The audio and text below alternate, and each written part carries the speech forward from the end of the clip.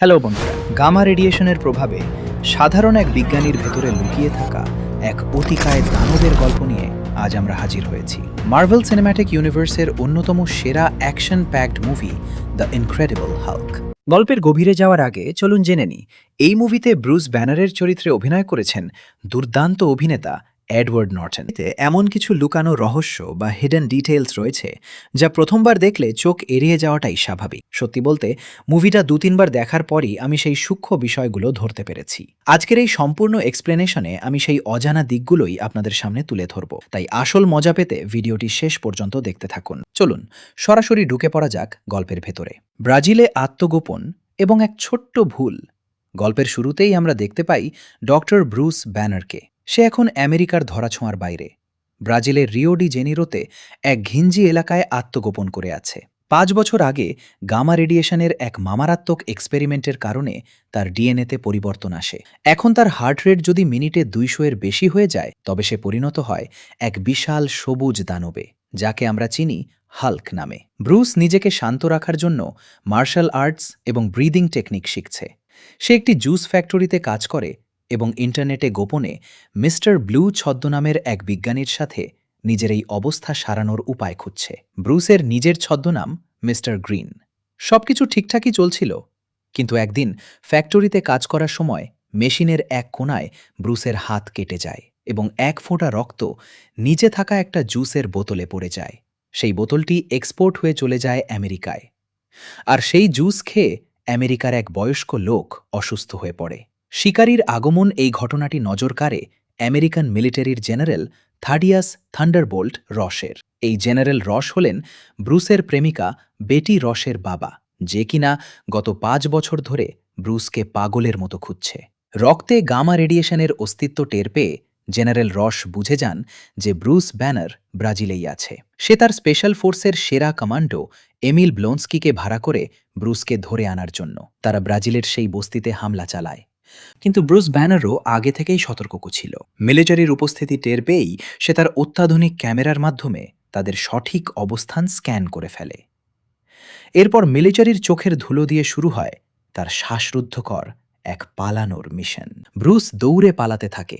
চারদিক থেকে ধেয়ে আসা মিলিটারির শক্ত জাল ব্রুসকে আটকে ফেলার কোনো সুযোগই বাদ রাখছিল না। কিন্তু ব্রুসের অসাধারণ উপস্থিত বুদ্ধির কাছে মিলিটারির প্রতিটি চালই ব্যর্থ হতে থাকে, আর সে অত্যন্ত চতুরতার সাথে অন্ধকার গলি দিয়ে তাদের ফাঁকি দিয়ে এগিয়ে যায়। কিন্তু এক পর্যায়ে স্থানীয় কিছু গুন্ডা এবং মিলিটারির মাঝে সে আটকা পড়ে যায়।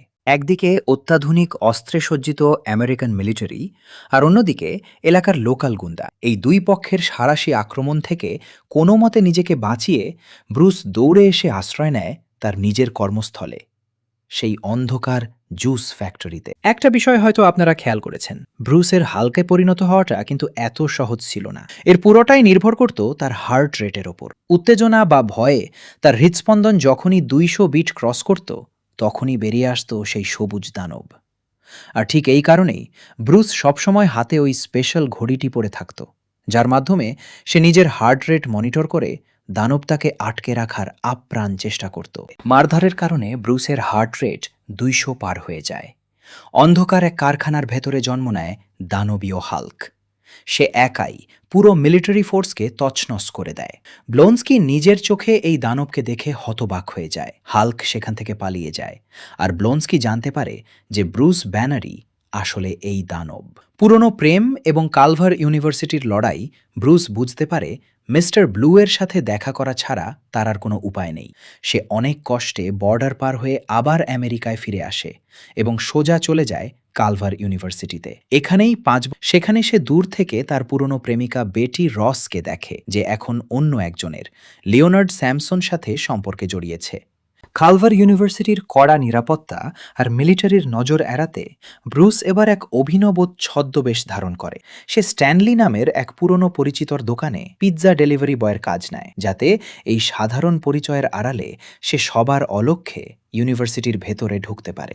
কিন্তু এক বৃষ্টির রাতে বেটি ব্রুসকে চিনে ফেলে। দীর্ঘ 5 বছর পর তাদের পুনর্মিলন ঘটে। বেটি ব্রুসকে সাহায্য করার সিদ্ধান্ত নেয়। সে ব্রুসকে তার বাড়িতে লুকিয়ে রাখে এবং সেই পুরনো এক্সপেরিমেন্টের ডেটাগুলো একটি পেন ড্রাইভে করে ব্রুসকে দেয়। এদিকে জেনারেল রস খবর পেয়ে যায় যে ব্রুস ক্যাম্পাসে আছে। সে এবার ব্লোনস্কিকে দ্বিতীয় বিশ্বযুদ্ধের সময়কার পুরনো সুপার সলজার সিরামের একটি ছোট ডোজ দেয়। এতে ব্লোনস্কির শক্তি, স্পিড আর রিফ্লেক্স বহুগুণ বেড়ে যায়। মিলিটারি পুরো ক্যাম্পাস ঘিরে ফেলে ব্রুসকে অ্যাটাক করে। চারপাশ থেকে ধেয়ে আসা গ্যাস গ্রেনেড ব্রুসকে একেবারে কোণ ঠাসা করে ফেলে। দমবন্ধ করা সেই ধোঁয়ার ভেতর ব্রুস নিজের শেষ শক্তিটুকু দিয়ে ভেতরের দানবটাকে আটকে রাখার চেষ্টা করছিল। কিন্তু মিলিটারির একমাত্র লক্ষ্যই ছিল তাকে বাধ্য করা। এক পর্যায়ে ব্রুসের হার্টবিট চরম সীমায় পৌঁছে যায় এবং বাধ্য হয়েই তাকে আবার রূপ নিতে হয় সেই ধ্বংসাত্মক হালকে। ব্রুস আবার হালকে পরিণত হয়। শুরু হয় এক ধুন্ধুমার লড়াই। সুপার সোলজার ব্লোনস্কি হাল্কের সামনে বীরত্বের সাথে লড়লেও হাল্কের এক লাথিতে তার শরীরের প্রায় সব হাড়গোড় ভেঙে যায়। মিলিটারির গানশিপ থেকে বেটিকে বাঁচাতে হাল্ক নিজের শরীর দিয়ে তাকে ঢেকে রাখে এবং বেটিকে নিয়ে এক বিশাল লাফ দিয়ে সেখান থেকে পালিয়ে যায়।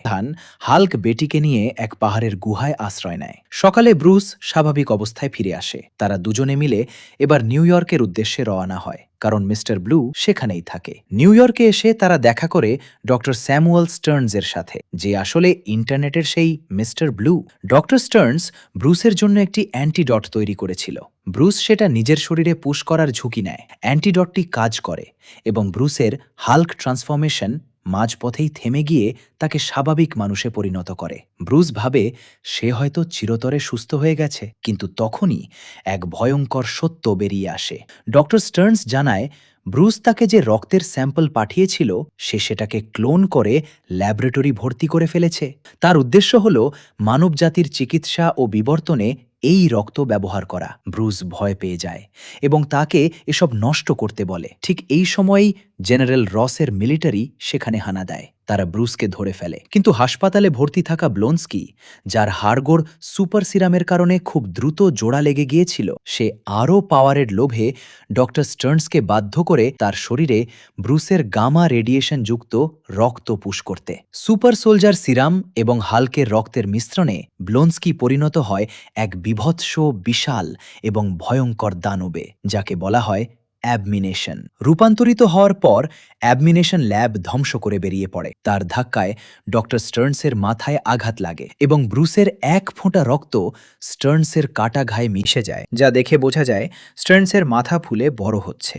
ভবিষ্যতের ভিলেন দ্য লিডার এর ইঙ্গিত। অ্যাবমিনেশন নিউ ইয়র্কের হার্লেম রাস্তায় নেমে ব্যাপক ধ্বংসযজ্ঞ চালাতে শুরু করে। সে প্রমাণ করতে চায় যে সে হাল্কের চেয়েও শক্তিশালী। জেনারেল রসের মিলিটারির কোনো অস্ত্রই তার কোনো ক্ষতি করতে পারছিল না। হেলিকপ্টারে বন্দি থাকা ব্রুস বুঝতে পারে যে এই দানবকে থামানোর ক্ষমতা একমাত্র তার ভেতরে থাকা দানবটারই আছে। যদিও অ্যান্টিডট নেয়ার কারণে সে জানে না হাল্ক আর ফিরে আসবে কিনা, তবুও সে বেটিকে বিদায় জানিয়ে হেলিকপ্টার থেকে সোজা নিচে লাফ দেয়। মাটিতে পড়ার ঠিক আগ মুহূর্তে ব্রুস রূপান্তরিত হয় ইনক্রেডিবল হাল্কে।